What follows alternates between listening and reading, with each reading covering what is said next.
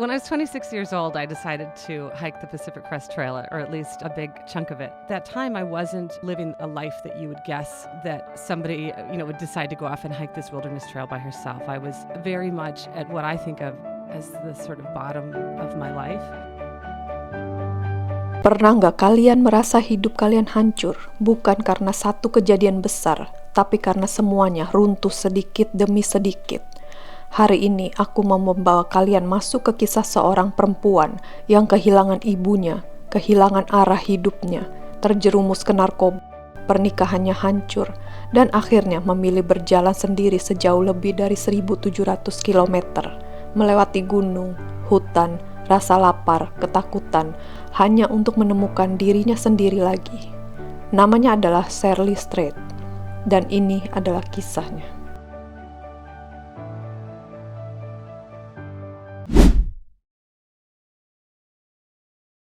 Sebelum namanya terkenal lewat buku Wild, sebelum kisah hidupnya difilmkan menjadi Wild yang dibintangi Reese Witherspoon, Shirley hanya seorang gadis kecil yang tumbuh dalam keluarga penuh luka.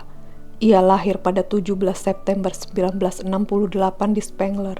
Nama aslinya bukan Shirley Strait, nama lahirnya adalah Shirley Neiland. Masa kecil Shirley jauh dari kata bahagia.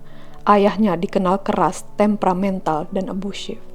Di dalam rumah sering terjadi pertengkaran. Ibunya berusaha melindungi anak-anaknya, tapi ia sendiri juga hidup dalam ketakutan. Bayangkan menjadi anak kecil dan rumah yang seharusnya menjadi tempat paling aman justru menjadi tempat yang kamu hindari.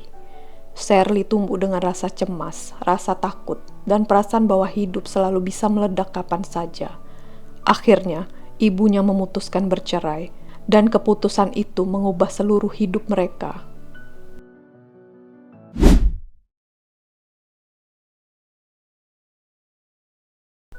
Nama ibunya adalah Bobby Neiland, dan bagi Shirley ibunya bukan hanya seorang ibu, ia adalah sahabat, pelindung, cahaya, satu-satunya alasan Shirley percaya bahwa hidup masih punya harapan. Setelah bercerai, keluarga mereka pindah ke daerah pedesaan di Minnesota. Mereka hidup sederhana, sangat sederhana. Mereka tinggal di daerah terpencil, memelihara hewan, memperbaiki rumah sendiri, bahkan kadang hidup dengan uang yang sangat sedikit. Tapi di tengah kesulitan itu, ibunya selalu berusaha membuat anak-anaknya merasa dicintai, dan Shirley sangat dekat dengan ibunya. Ia sering menggambarkan ibunya sebagai perempuan yang hangat, kuat, dan penuh kasih. Seseorang yang selalu percaya bahwa hidup bagaimanapun beratnya tetap layak diperjuangkan. Dan mungkin itulah alasan kenapa saat ibunya meninggal, dunia Shirley benar-benar runtuh.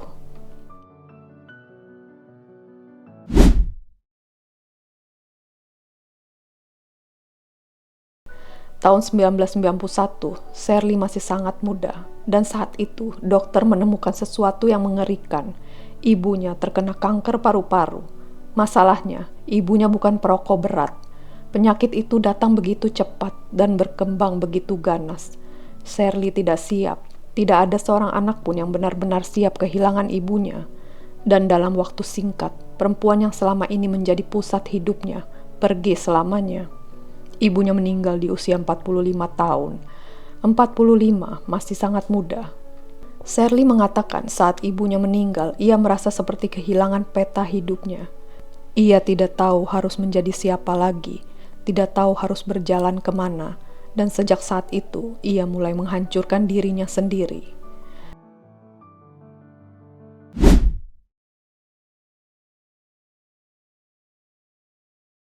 Setelah kematian ibunya, Shirley berubah total. Ia mulai memakai heroin, ia tidur dengan banyak pria, ia kehilangan arah. Banyak orang melihat fase ini sebagai pemberontakan. Tapi sebenarnya itu adalah seseorang yang sedang tenggelam dalam rasa sakit. Kadang orang tidak menghancurkan dirinya karena mereka lemah. Kadang mereka hanya tidak tahu cara bertahan hidup. Shirley saat itu masih punya suami, namanya Paul Strait. Paul sebenarnya mencintainya. Mereka menikah muda dan hubungan mereka dulu dipenuhi cinta. Tapi Shirley sendiri mengaku setelah ibunya meninggal, ia seperti menjadi orang lain. Ia mulai berselingkuh, mulai hidup sembarangan. mulai kehilangan kontrol atas dirinya sendiri, dan perlahan pernikahan mereka hancur. Namun ada satu hal menarik. Meski mereka bercerai, Paul tetap menjadi sosok penting dalam hidup Shirley. Bahkan nama belakang Strait tetap dipakai Shirley setelah perceraian. Karena kata Strait berarti tersesat. Dan Shirley merasa itulah dirinya saat itu, seorang perempuan yang tersesat.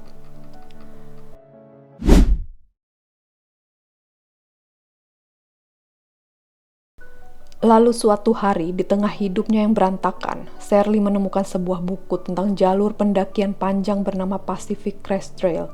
Jalur ini membentang dari Meksiko sampai Kanada, ribuan kilometer, melewati gurun, hutan, gunung bersalju, dan tempat-tempat berbahaya.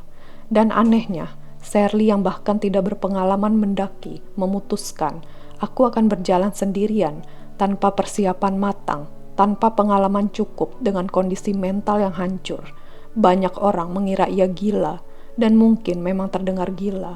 Tapi terkadang saat hidup kita benar-benar runtuh, kita akan melakukan apa saja hanya untuk merasa hidup lagi.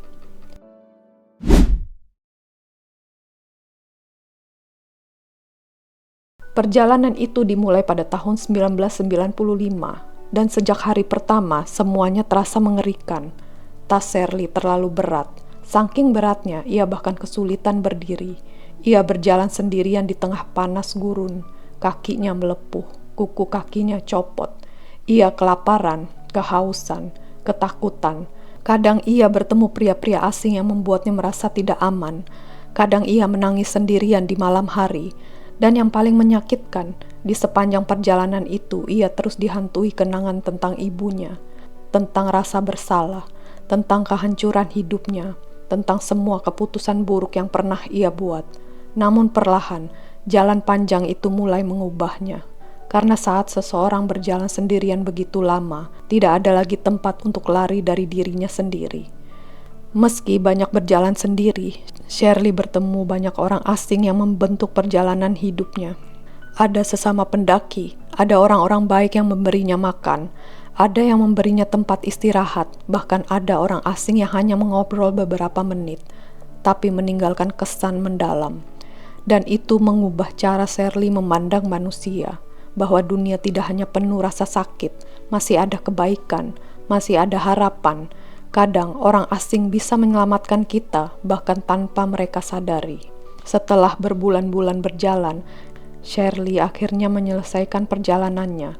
Dan saat itu, ia sadar satu hal penting.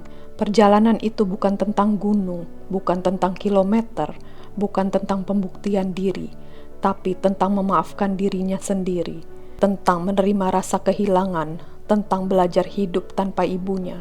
Dan perlahan, Shirley mulai membangun hidup baru. Ia mulai menulis. Ia menulis kisah hidupnya dalam buku Wild. Dan tanpa diduga, bukunya meledak. Jutaan orang di seluruh dunia merasa terhubung dengan rasa sakitnya. Karena ternyata banyak orang juga sedang tersesat. Tahun 2014, kisah Shirley diangkat menjadi film. Reese Witherspoon memainkan Shirley. Dan film itu sukses besar. Tapi yang membuat kisah ini begitu kuat bukan karena pendakiannya, melainkan karena kejujurannya. Shirley tidak mencoba terlihat sempurna. Ia menunjukkan sisi tergelap dirinya seperti narkoba, perselingkuhan, rasa kehilangan, kesepian, dan justru karena itu orang-orang merasa kisahnya nyata.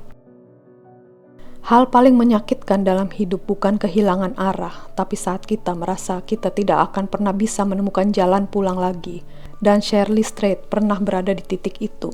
Ia kehilangan ibunya, kehilangan dirinya sendiri, menghancurkan hidupnya dengan tangannya sendiri. Tapi akhirnya ia membuktikan bahwa seseorang bisa hancur berkeping-keping dan tetap menemukan cara untuk hidup kembali. Mungkin itulah alasan kenapa kisah Shirley begitu menyentuh. Karena di dalam diri kita semua ada bagian kecil yang juga sedang berjalan, mencari rumahnya kembali. Dan mungkin perjalanan terjauh dalam hidup bukan perjalanan melintasi gunung, tapi perjalanan untuk berdamai dengan diri sendiri. Itulah kisah Shirley Strait. Bagaimana pendapat kalian? Jangan lupa di komen ya. Sekian dulu video dari saya. See you in my next video.